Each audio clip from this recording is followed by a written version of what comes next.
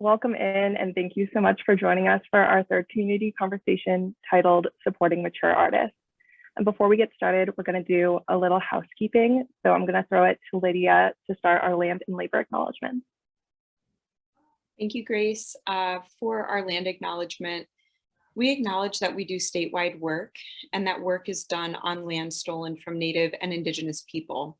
Our office is on Duwamish land, and I too am currently on Duwamish land and recognize that they were the first people here and were forced to move. Understanding our place in history and understanding how we can better support Indigenous communities is ongoing work. And for our labor acknowledgement, we acknowledge that we benefit from the prosperity of the United States, which was built on the labor of enslaved people. Please join us in expressing our deepest respect and gratitude for the descendants of those who built this country. Thank you. All right, before we get started, I want to introduce the staff and a little bit about community conversations themselves. First of all, I'm Grace Nakahara. I'm the program manager at Artist Trust, and I use she, her pronouns. And Lydia Luther, do y'all want to go? Sure, my name is Lydia Boss. My pronouns are she, her, and I am a program co-director here at Artist Trust. I am mostly going to be off screen running tech for this event and also taking notes behind the scenes. And I'll pass it to Luther. And I'm Luther, he, him pronouns. I am also a program co-director with Lydia. I am here as an active listener to hear these lovely artists talk about what Artist Trust and other orgs can do to continue supporting mature artists in every stage of their careers, right? And so I'm here actively listening, but excited to be here. Hi, I'm Cappy Thompson. I am a Seattle artist. I use she, her pronouns. And I'm in Ginny Ruffner's beautiful studio right now because I'm headed to a fundraiser with my sister right afterwards, right here in Ballard. Hi, my name is Clyde Ford. I live in Bellingham, Washington, and I use the pronouns he and him. Thank you. I'm Norie Sato. I'm an artist living in Seattle. I use she, her pronouns. And I am a visual artist that works primarily in public art, but also in a variety of different other media. Hello, I am Pamela Awana Lee. I am joining you from Pullman, Washington, on the land of the Ni'imipu. Thank you so much. And I'll introduce our lovely moderator, Nichole DeMent, in a minute here.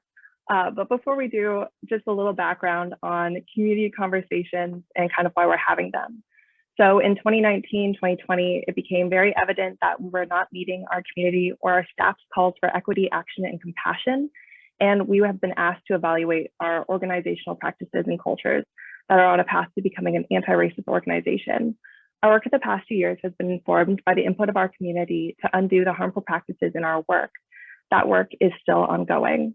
And this year, we've expanded these conversations to include voices from more types of marginalized groups within our community in the hope of taking something tangible away to apply to our work in supporting artists across the state. This community conversation is centered on the question, what do mature artists need now? And how can artist-serving organizations support them? We hope that all of you in this forum feel empowered to be real with us and address this topic without fear. Thank you. So at the end of the conversation, we'll ask you all in the audience to give us some questions for the lovely panelists to talk about and consider questions about anything on your mind, as long as they're respectful and with care and with intention. Throughout the conversation, we'll be keeping track of your questions, so we have them for later, but that will be happening at the end of the conversation for roughly 10 to 15 minutes. And then by next week, into next week, this is being recorded. So we'll have a recording for you all to kind of revisit and share with your friends for different capacities. And so yes, being recorded, have a recording for you next week to share with you all. Thank you, Luther. All right, now at this time, I'd like to turn the meeting over to Nichole DeMent, the Executive Director of SOLA. She has over 20 years of experience in nonprofit art organizations. Her passion for inspiring artists of all kinds led her to teach art and the business of it at higher education institutions, including PLU, Photo Center Northwest, and Cornish College of the Arts, and was a program manager for EDGE Personal Development and Creating a Living Legacies programs at Artist Trust. As an artist herself, she is represented by Seattle Art Museum's Sam Gallery. Everything she does is informed by the complex beauty and hope she finds in the world through art and creativity. Nichole, thank you so much for being our moderator today, and go ahead and take it away. Thank you so much, Grace. Can you just follow me around? I got the best deal with the introductions today. Thank you so much. Grace, indeed. What would we do without Artist Trust? Such a lifeline for our arts community. And Washington is so fortunate to have so many individuals that contribute to the richness of the arts and culture in our state. So I want to start this town hall community conversation with so much gratitude to Artist Trust, to everyone there, and to all the artists that are tuning in. I see you, I know you, I see you in the chat. Thank you for being here. And also to the significant others. And yes, I mean the spouses and partners, but I also mean, in my world, significant others are the administrators working behind the scenes, the volunteers, the donors, all significant others in the arts and so needed. And especially thank you to these panelists today that have joined us to share their truths about what it means to be a mature artist. We had a little prep meeting this week and we all joked about what that meant, mature. So maybe we'll be enlightened today. But one definition with the Oxford Dictionary is having reached the most advanced stage in a process. But what does that mean for an artist whose life in the arts is the process? On one hand, someone who's managing all the stuff that goes along with end of life, while they also have this incredible, inspiring knowledge, technique, and skills, so much to share. So our panelists have agreed to share what that means for them, and we thank you. They are an incredible group of artists that have been at it a while. And I think I can speak for everyone here to say that we are excited to hear your thoughts and learn a bit about your journeys. And we only have an hour, so I encourage everyone listening and tuning in to visit their individual sites and other pages and prepare to be inspired. So without further ado, we've introduced ourselves. We'll just start right into our questions today. And if you would like to share a little bit more about your work, maybe we'll just do that really quick because there's so much to share. So we'll start alphabetically by first name. Cappy, will you help us understand a couple highlights about who you are as an artist and your main medium now? Yeah, so I have been primarily working as a glass painter for almost 45 years now. And so I've been really lucky to be in the Seattle area. I grew up in the Seattle area, so I happened into glass at a very good time as it was really taking off in the Northwest, and found an incredible community of artists here. So I'll just say that has been a super rich part of my life. I also love artists. I'm grateful to be in Seattle, which is a big and supportive city for the arts and for artists. I'll say one more thing, just briefly. I also live in an artist's live-work building.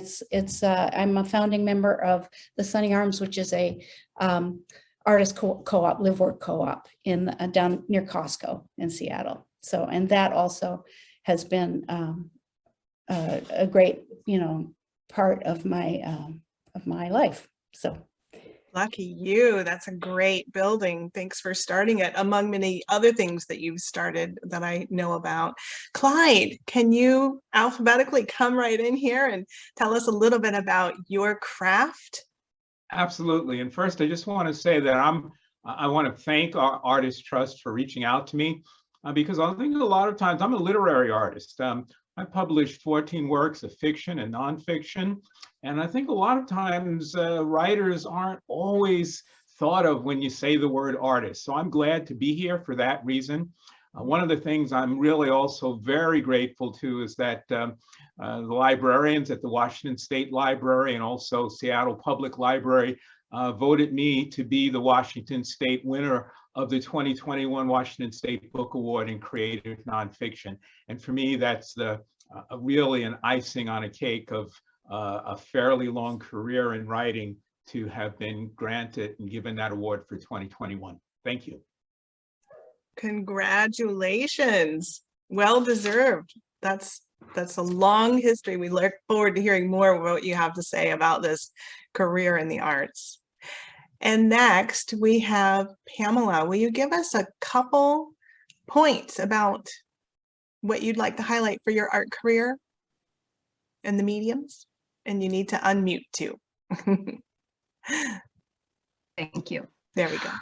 Thanks. I work primarily with two-dimensional art, and I'm still, and have been for a long time, fascinated by the challenge of creating a three-dimensional presence on a two-dimensional plane, drawing and painting. And my drawings look like paintings and are often mistaken for paintings by other artists. I was rather abashed when I saw just recently who my fellow panelists and moderator were, because in this forum, I am the least renowned, less known, because I spent 32 years teaching other people art history about the lives and art, mostly to non-majors. So thank you. I decided I would enter this forum trusting Artists Trust with their invitation. And we're so glad you did. You have so much to offer in this panel. So please, thank you. And I can't figure out whether N becomes before P or afterwards. So I saved the best for last. Norie, will you please tell us a little bit about your highlights of your art career and what mediums you're inspired by now or working in? Well, I made a similar mistake earlier about N and P, so I don't know. I've been working for a number of years in public art and in other media. And one of the things I'd like to say about maturity is that I think the definition that you gave about maturity doesn't necessarily apply, because I really feel like I'm not at the top of my process necessarily, but I'm still in the process of exploring what that is and what that means. And I kind of feel privileged to be able to have been able to make work all these numbers of years, and continue to actually make work. And one of the things that I really want to thank Artists Trust for is really the kind of community that they are building. And when Grace was talking about marginalized voices, I thought, yeah, the older I get, the more marginalized it seems that I actually get. So I just wanted to throw that out there, that it's a kind of funny process in a way of being, appearing, being quite visible, then maybe doing a little bit of disappearing at the same time. I love your feedback there, and it's really great. It leads us right into the first question. So Norie, I'm going to let you continue a little bit. The question officially is, what does it mean to be a working artist at this stage of your life? I guess what I find is that, one thinks of, after all these years, that we've got all these skills and we've got all this experience. but I'm not sure that it actually always gets any easier. And we want it to be easier in a way, but I think that for me, the challenge, and I challenge myself also consistently to continue to figure out what it is that I'm doing. It doesn't seem to be like, oh, I'm in the place where I can kind of just do anything just with the, you know, whatever snap of my fingers or figure that out. But one of the things that I really find that I need is really a connection and community with other artists. And that the older I get, the more I seem to be by myself working and finding that I'm getting lazier maybe about getting out and being out and about, and that a sense of community and connection is really something that I really need and value. Thank you. Clyde, I see you're unmuted. Would you like to tell us a little bit about what does it mean to be a working artist, literary artist at this stage of your life? Yeah, and I think, you know, Nichole, I might even reframe the question just slightly and say, what does it mean to be a literary artist at this stage of your career?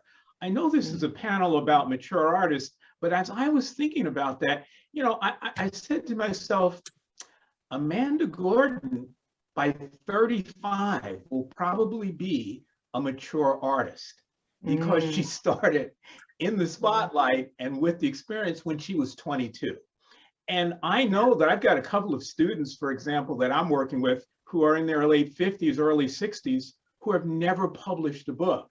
And so they might be close to my age, but they haven't reached the maturity level of having the experience. So for me, I think age and maturity have definitely a relationship, but they're not the same thing. And I think that that's a really important issue for me. In my understanding of what it means for me to be a literary artist at this stage in my career is I've got a certain amount of notches in my belt, some good, some bad. I've fought a lot of battles. I've got some bruises. I know what the field of publishing is like. I know how difficult it is as a literary artist to continue to be published. Every book is still, I'm sure like many of you who are visual and graphic artists, every work is still a challenge. Every book is a challenge, often simply to have publishers look at it as a vital work that I think needs to be published. So there is that level of experience. And then the other important thing for me in terms of being an artist at this stage of my career is a real need to, in a sense, I want to be in a position to pay it forward.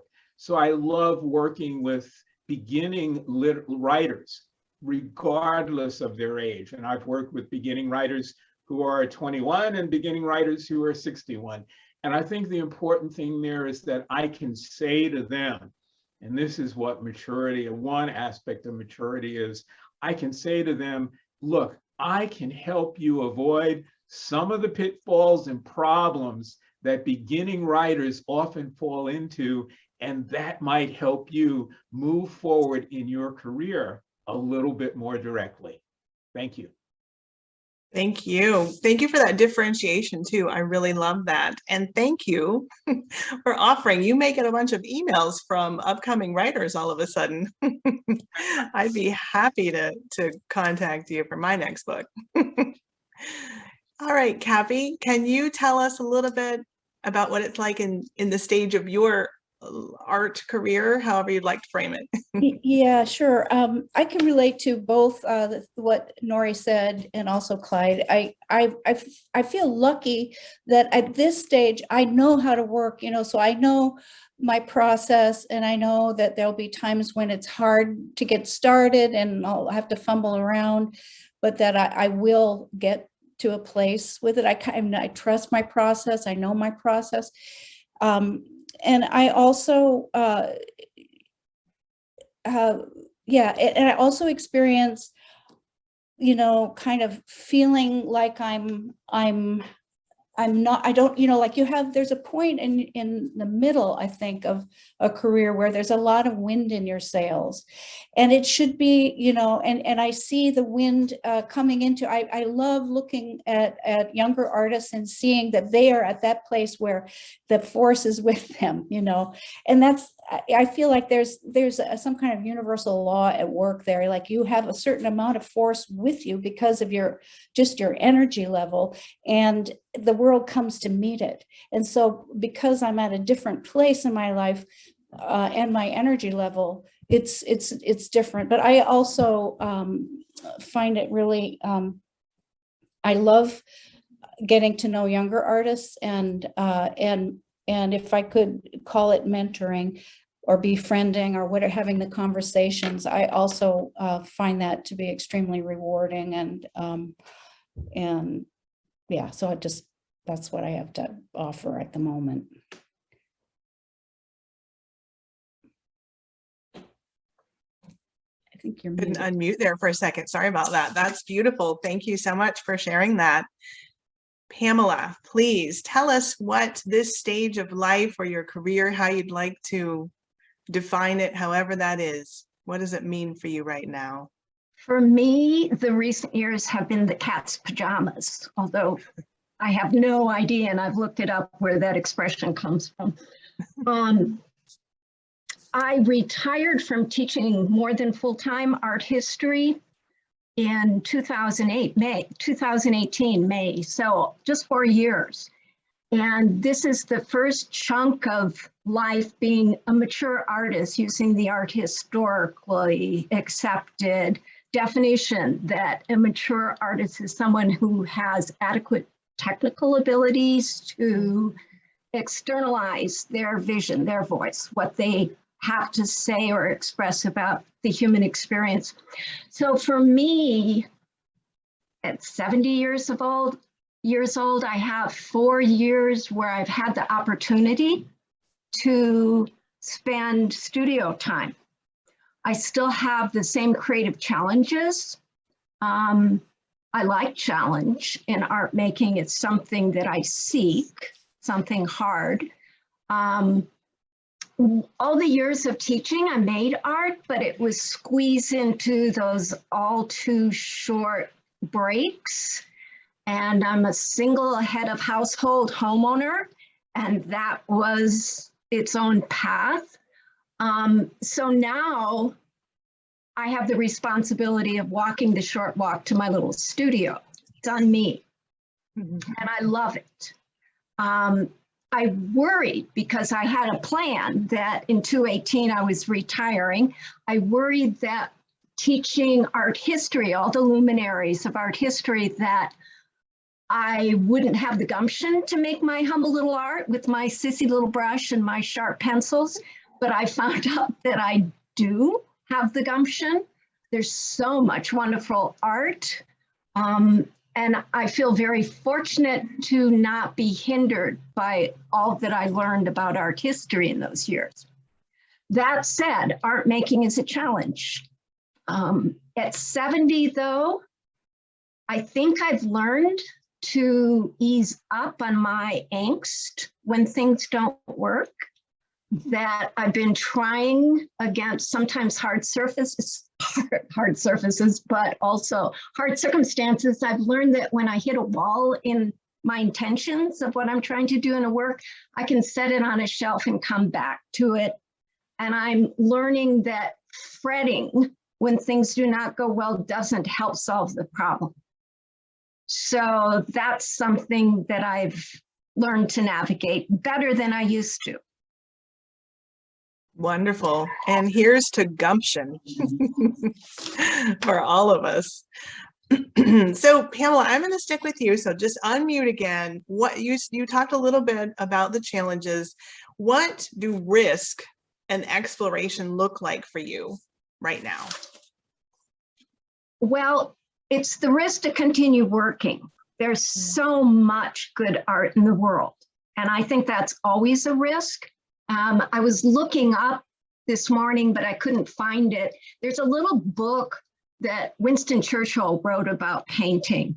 And supposedly, from the best of my recollection, he was speaking to RAF pilots as they were heading out on a mission to fly and drop bombs on the Nazis. And he said, he was talking about fear, and he diverted into a story about there's no such fear as facing a blank canvas. So there is that risk. I think that art making is risky, period. That said, there are some genres that I want to try that I fear I might not be any good at, but it's a risk to try new things. I have a mature style, if we want to call it that. I mean, I have my style. It changes. I probably had a mature style when I've been thinking about our prompts since 1984 or 5. And of course, it's changed because I change. But I want to do portraiture. I've completed only one portrait fairly recently, and I taught portraiture in a humanities section for honors college historical, not how to, not a studio class. And I want to see if I can do more of that. I love walking the gorgeous Palouse Hills and car camping. I want to try landscape. And in thinking about this, since we had our prep session, I was trying to think of what historical landscapes I really love, and there are very few, and yet I take so much pleasure in the landscapes that I'm encountering, car camping and walking, and I want to see if I have a voice in landscape. May not, so I call it a risk because I could totally fail and just not continue, but that's a risk. I love it. I can't wait to see your landscapes. Thank you for sharing all of that. Norie, I'm inspired to speak with you next because of all of the huge pieces that you've done that look awfully risky to me. And what is risk like for you now? Well, I guess the idea of risk and exploration is happily not that different from being a younger artist, but also sadly not that different in some ways, because I guess every project that I do, everything that I try to make something that I haven't seen before. And so in a way, every project is a risk. But, you know, one of the things that I've realized in, you know, kind of thinking about my work is that there are many ideas that I've had in the past that have never really had that level of exploration that I think some of them have deserved for a lot of reasons. And that I've found myself kind of looking back and saying, wow, there was an idea that was pretty good that I only did, you know, just really touch the surface of. And can I get deeper into some of that, as well as really looking into ideas that are brand new or that I've never even thought of. So it is a funny kind of back and forth that I find myself in a, which I think is kind of a good way, not falling back on something that I know just because I don't have any new ideas, but really looking at where some of those things have merit still and never really got my full attention to the point where I think that these ideas have matured to a certain level as well. So it's a really interesting kind of back and forth. Wonderful. Do you think you'll explore some of those and dig a little deeper? Will you push forward with new ones? I have been actually thinking about it with a project that I'm making a proposal for now, and kind of looking back at a couple of things that I did in other media that I've always been interested in, and kind of like taking some of the basic of what I did a while ago in one medium and trying, you know, seeing like, is this an approach that might make for a new kind of idea, but, you know, incorporating some of the old. I'm waiting and waiting to see what that is. Can't wait. Cappy, I'm inspired to speak with you next because you also have some very large scale projects that seemed very risky. So what does it look like now for you? What's risk and exploration like? Yeah, those big projects were such a cool thing to have done. And I feel like I was really fortunate to have had the opportunity to work on some really large public art pieces. And they actually, in a way, they are risky. I was thinking about this for me. What I think is where I feel the risk is that my work is very, I have kind of a folk aesthetic.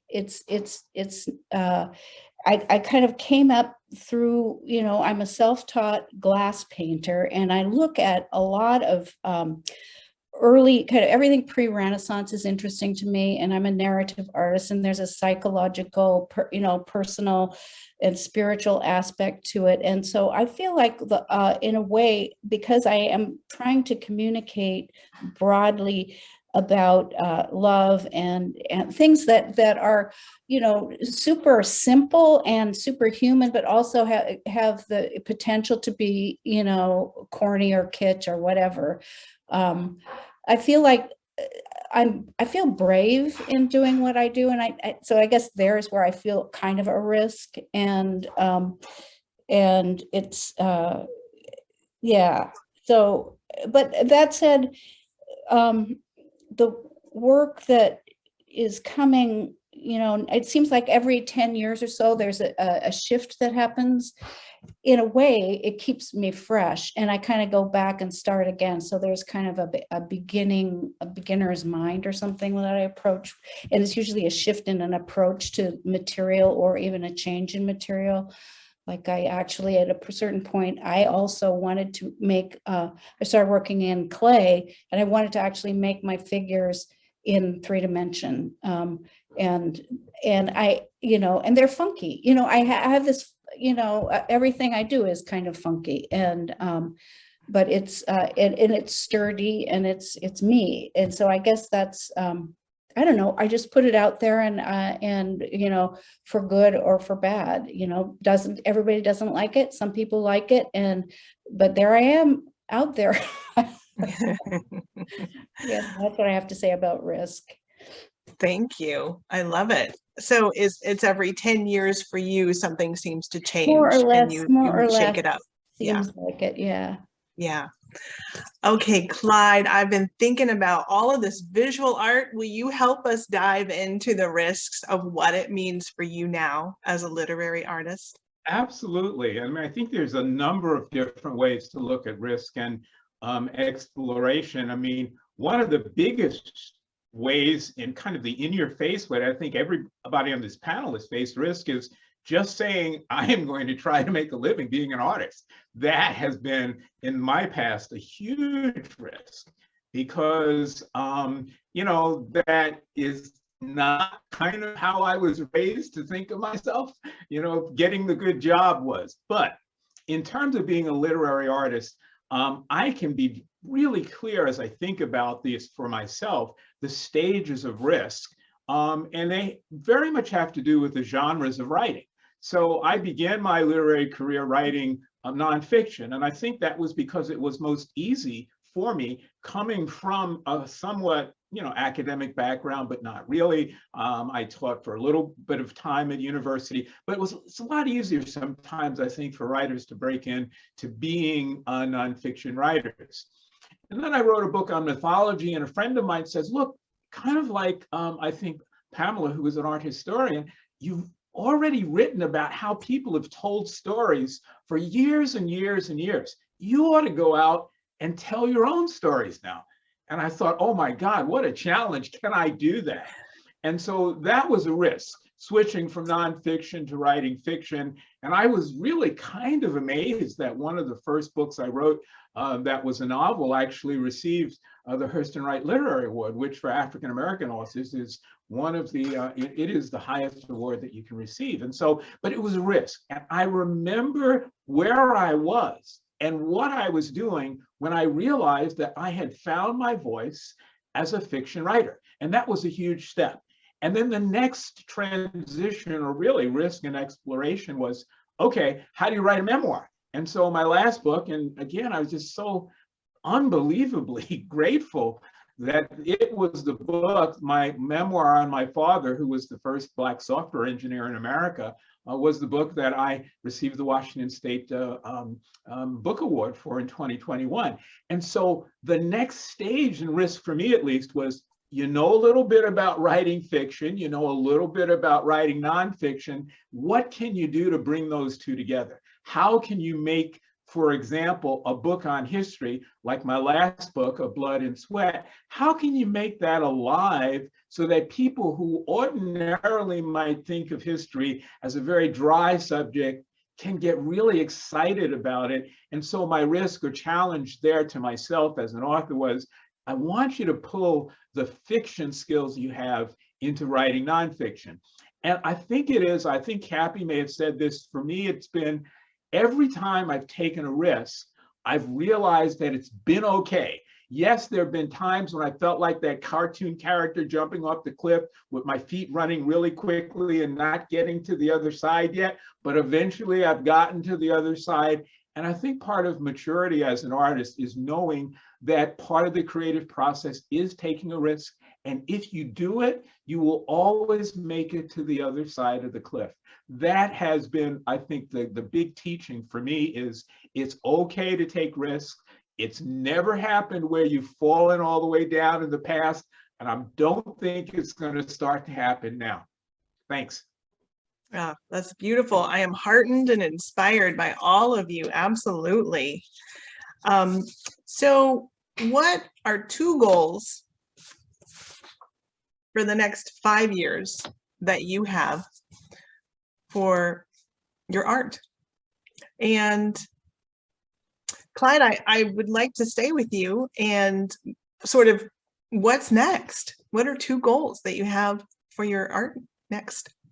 Yeah, so, you know, I'm a big believer in letting my art speak to me. As an author, I know I'm in the zone when I'm excited to get up in the morning to find out what my characters are going to do so I can sit down and write about them. To me, that is the best thing. So one of the things that my characters have been telling me recently, I wrote a series of Northwest nautical thrillers back about 10 years ago. And my characters there have been telling me it's time to restart that series and to pick up where we left off. So I'm looking forward to doing that. That's one of the goals that I have as an author. I think the other goal I have as an author is I really enjoyed the series I wrote of Blood and Sweat that I started, really. It's the first volume. And we've got the proposal for the second volume in. This is the story about the contributions that African Americans have made to this country. The first volume was from pre-colonial Africa through the end of the Civil War. And I've at least got spec'd out in my mind 2 other volumes that bring us to the present day. So I'm looking forward to doing that. I think the last thing I'm really looking forward to in the next period of time is I love helping young beginning writers. And so I'm looking forward to being able to do that and to see if I can help them, as I said earlier, avoid some of the pitfalls that I certainly stepped into in my career coming up. Thanks for asking. Yeah, and then let's just add that second part. What can organizations like Artist Trust and other artist supporting organizations help you with to make those things happen? Yeah, that's really great. And so, you know, look, I'm very pleased, grateful that Artist Trust granted me, gave me a grant back in the fall. And I think continuing to do that and reaching out to artists of all stages in their career, but even those of us who are mature artists. And I think there's sometimes a belief that if you've made it this far, you're okay.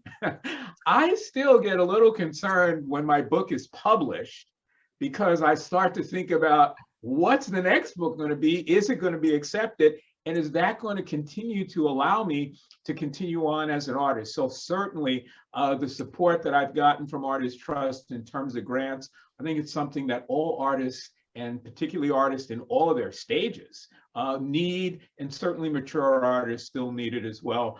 It's an acknowledgement that also is there. And the one other thing I'd say that all of the other panelists have said there's a sense of community that I think is really important that art organizations can help create, like this forum, and the opportunity for all of us here to join together and to hear other artists talk about their challenges. That, I mean, it's really inspiring. And I know that seeps into the confidence that I have to continue exploration and risk, simply because I know that I'm not alone, even if as an author, I'm working alone in front of that blank page. Thanks. Thank you. Thank you. All right. Pamela, can you tell us a little bit about your 2 goals for the next 5 years? Yes, and thank you. And you must be very intuitive, Nichole, because it's a good segue. So my first goal is to work hard, because I'm fed by the natural world and wonder, which there's a lot of press about. I noticed in an email from Pocket, there was an article about wonder. But I said a good segue, because one of the things that I'm starting on, I haven't changed the canvas. Some years ago, I did an obsessive series of still lifes, and I'm coming over here. Maybe I can show you, and maybe not. I started while a very weird, it didn't come through very well, complicated still life, because it's from some work I used to do before, and I'm doing this deliberately. One, I had a conversation with a friend collector who has 2 of the works from this series, and she acquired a 3rd from a friend who unfortunately developed Alzheimer's, and this friend was very concerned that that piece, which lived in Arizona, would get forgotten, and she wanted it. So we sort of, she was in touch, and we facilitated her purchasing this piece and then helping her know how to pack it. And I decided, well, that sort of obsessive challenge where I create something that's hard and challenging, and even though it comes from a body of work in the past, one of the things I liked about this is that it always got me back to the studio, because it took time and focus and concentration. And that's a goal for me, because it feeds into this loop of wonder, which I'm going to try to articulate, even though it's very strange. And may I say that there are no substances imbibed when this happens. But when I'm working very hard as an illusionist, trying to create a convincing illusion for one of these crazy altar-like pieces, I work so hard to make the 3-dimensionality in the presence of a seed pod or something from a rock, a stone surface come alive, that when I'm in this groove or flow or whatever you call it, I'll run into the house after hours to take a short break, and I notice that something has transformed, that my visual capacity has widened, so that the usual world, the stones that I'm walking on, the corner of the house, the texture of the shingles, the shape of the doorknob, are like super enhanced in 3-dimensionality and light and shadow. And I get this state of wonder of very ordinary things that I see and touch and are part of the surrounding world every single day. And that's one of my goals. It doesn't happen easily, it doesn't happen often, but it's a big enhancement of the visual world, which feeds me. And the other thing that feeds me and I miss is talking to other people about art making. So again, thank you, Artist Trust, for inviting this to the conversation, because I hear what other people are experiencing in their creative process. And I separate creative process from career things, which are all good. I love sharing the success of fellow artists, but I'm inspired and nourished by other people talking about their processes of making. And I used to have that more with graduate students. And some of those graduate students have become friends, and I'm fed by it. So arts organizations, thank you for organizing this conversation, and I hope something I'm saying today stimulates someone else. But I live in Eastern Washington, which is a whole different cultural backdrop than you folks on the West Side. And having retired, I am hungry to talk to other artists and hear what other artists say about art making. It's stimulating, it's inspiring. I think we all, it's important because most of us work alone. Also, coming from the hinterlands, as I call it, it takes money to travel to see other people's artwork. And I make a real distinction between digital facsimiles, which I love being able to look at people's websites and seeing what they're doing. But I like seeing art in the whole. Norie, I would love to see your work as a three-dimensional experience. It's very different. And so maybe arts organizations can help artists in the hinterlands travel to see what's going on in the West Side. Stimulate. Wonderful. Or support Yeah. our organizations over here, like Yeah. the Arts Foundation that are creating murals. And Yeah, thank you. Thank you so much. I love this idea of wonder and your characters talking to you. I am so inspired by both of you so far. And Cappy, would you like to join us now and share your two goals for the Yeah. next 5 years? Yeah, that it was a really hard thing. I don't actually know what my two goals are. My goal is to just keep making work, basically, and then the other piece of it, which is really driven by getting older, is to just assess all of the stuff that I have accumulated. I feel the need to tidy up a bit, to figure out, really not to leave it just for a big mess for somebody else to deal with when I can't deal with it. So that's on my mind so what is, so, and what, I mean, I will kind of, chime in again for what Artist Trust can do. Really is, I love the idea of creating opportunities for people to get together and share, maybe a town hall thing, not a virtual one, a real gathering of people around a subject or something that would give us, the place to just jump in and also if there's I've been thinking that, maybe there's a way for Artist Trust to do something like compile a list or start to put together, or even ask, like, actually, I don't even know how to go about organizing, a life's work, but maybe there's a way to sort of put some ideas together about how to approach, the Marie Kondo way to deal with a life's worth of art. But yeah. That's great. Yeah. Thank you so much. And I'm just going to chime in right there. The work that I did with Artist Trust with the Joan Mitchell Foundation is all on the Joan Mitchell Foundation's website. So I bet they will follow up with some of that, or for that matter, you can reach out to SOLA and we will follow up with that information. So there are resources out there, and thank you for that information. And I've seen one of the best. You're all the best. But Norie, will you please tell us a couple goals that you have and how arts organizations or your community, how can we fulfill those? Well, I have to say that, I don't have just two goals. Good. So that's a problem, perhaps.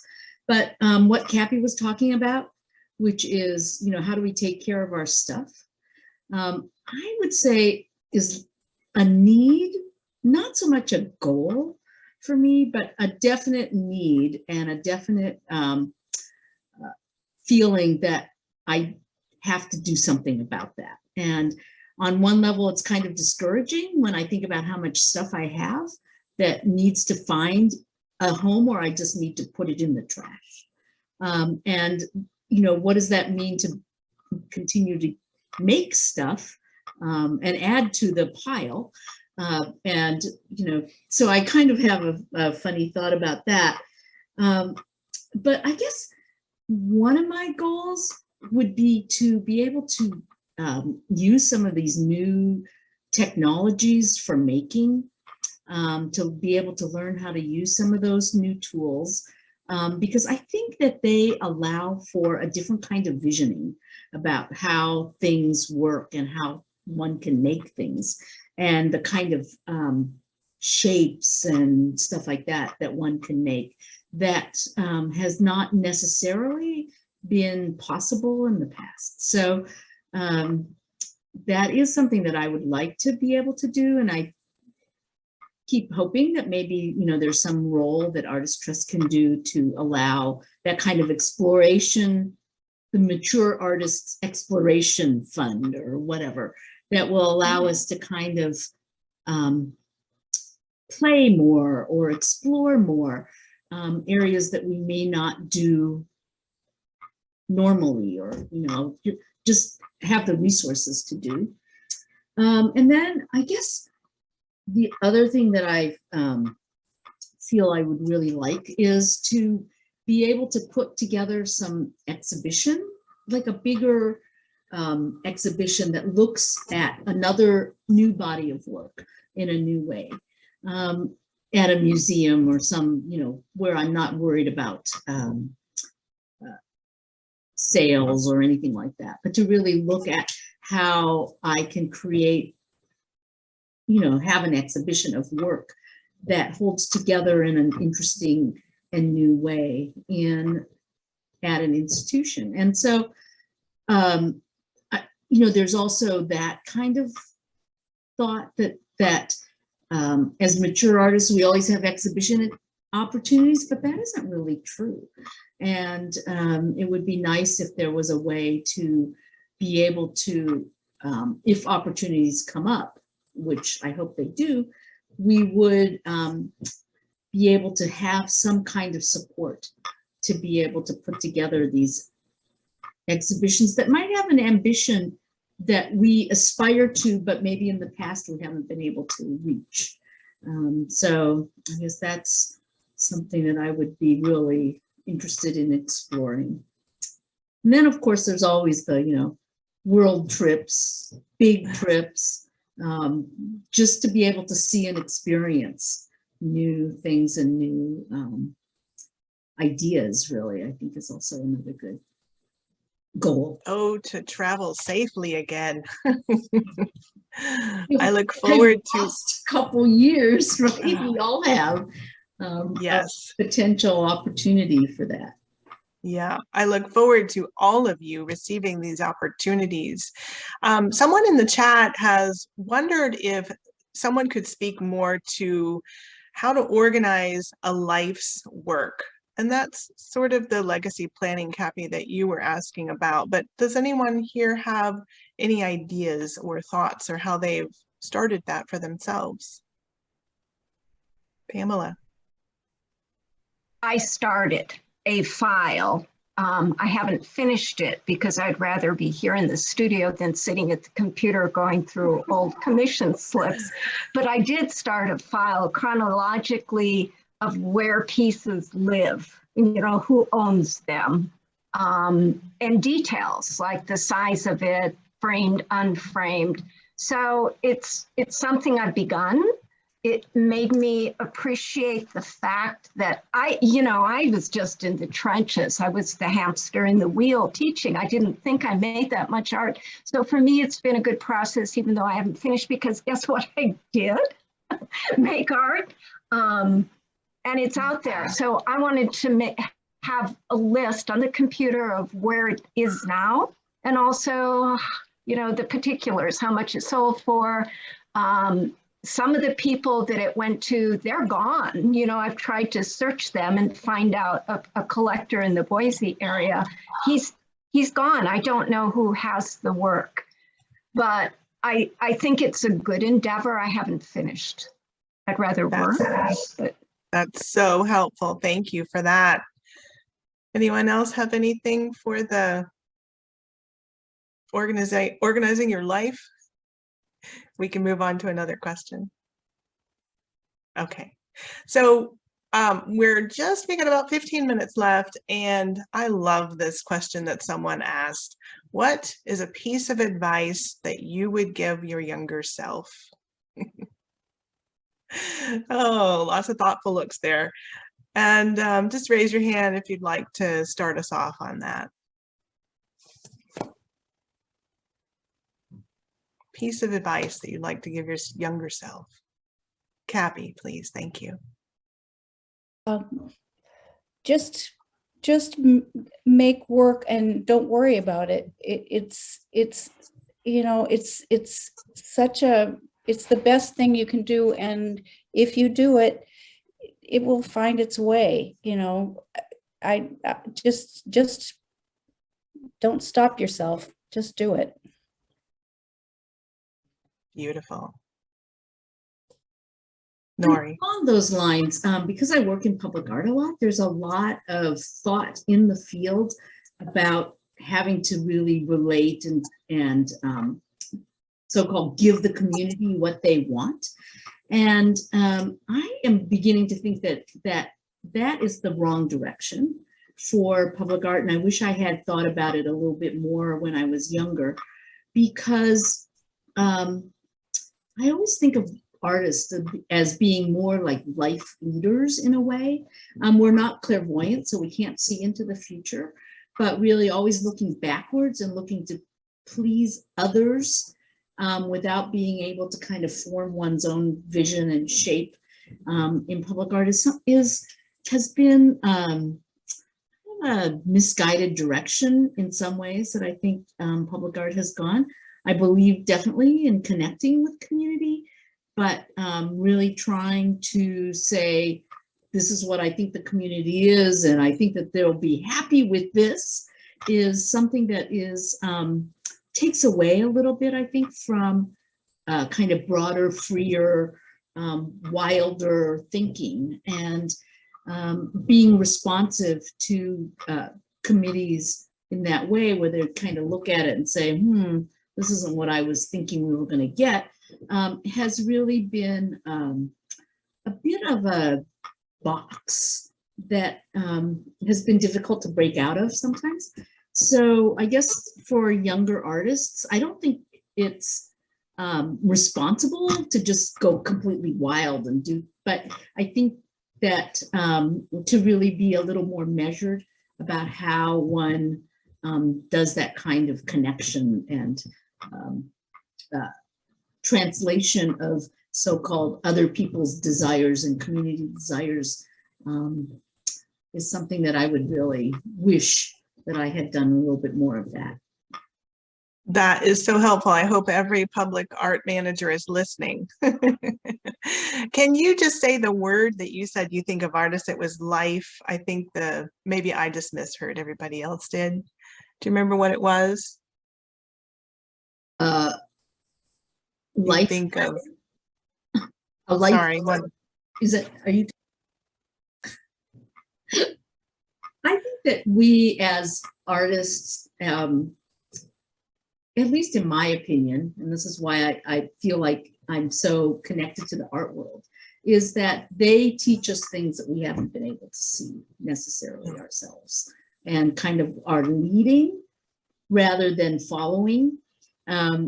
So I guess I think we have a responsibility consequently, but on the other hand, being able to really see what that looks like is also kind of a super challenge. But yeah, great.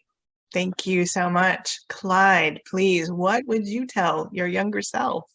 What's that advice? I would remind my younger self of something that the German philosopher Schopenhauer always used to say. And that is, if at any point in your life you look back, you say to yourself, my God, I couldn't be here unless all of those things happened to me. That life looks like a symphony looking backwards, but it looks like a cacophony sometimes looking forward, because you don't know how you're going to get to that next place. And so I would remind my younger self, it's going to look like a symphony. Trust the process. I love it. Thank you for that. Pamela?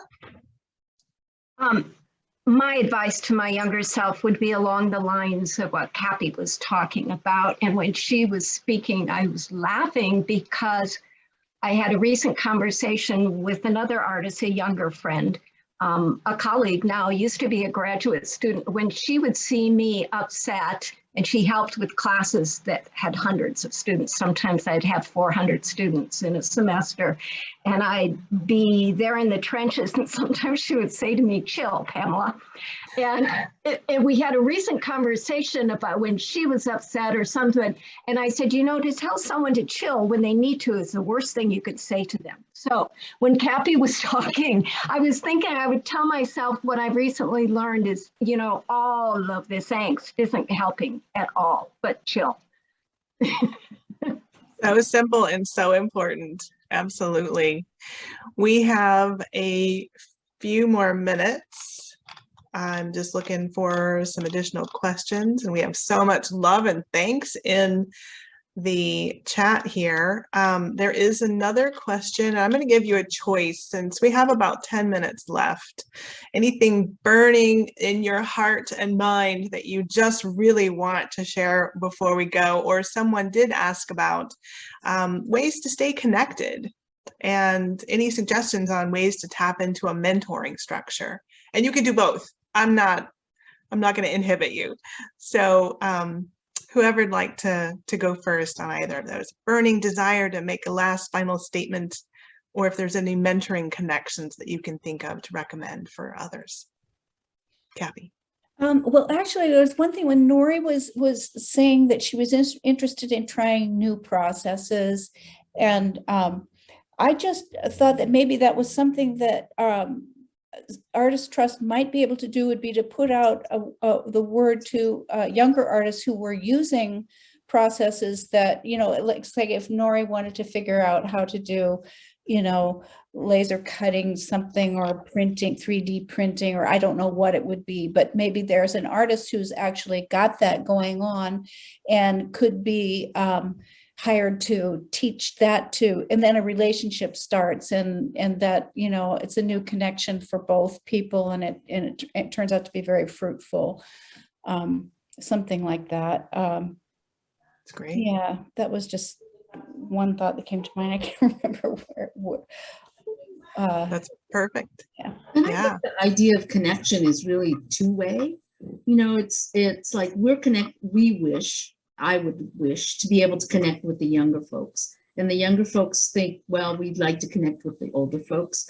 And I think we each have something to really teach each other, which is, it's not like, we have all the wisdom and then we're imparting wisdom. I don't feel that way at all. And so I guess that I hope that people will not be afraid to approach us, and to be able to make those connections also, and that they don't have to be forced in any way, and they can be a lot more informal. And sometimes I think, well, the best thing is to be able to have a lot of dinner parties, and sit down and eat and have conversations with people in a much more informal way. So in a way, I guess that's another goal of mine, is could I have more dinner parties, and could I just invite people that I may not know, how could I invite people that are maybe not in my most immediate circle, and include them. I love that idea. I'll be right over. Great. Pamela, I see that you're unmuted. Are you inspired with that burning last question, or? I think that connections between generations or ages of people is vital. I think it's so important both ways. I don't think just a mentoring is the thing. I'm fed by younger people. And as an example, I've been very excited by the fact that Pullman finally has, it's basically a couple, Joe is in the art department, and May is a graphic designer, but they've formed a foundation, the Pullman Foundation, and are making murals in Pullman, which is a very conservative town.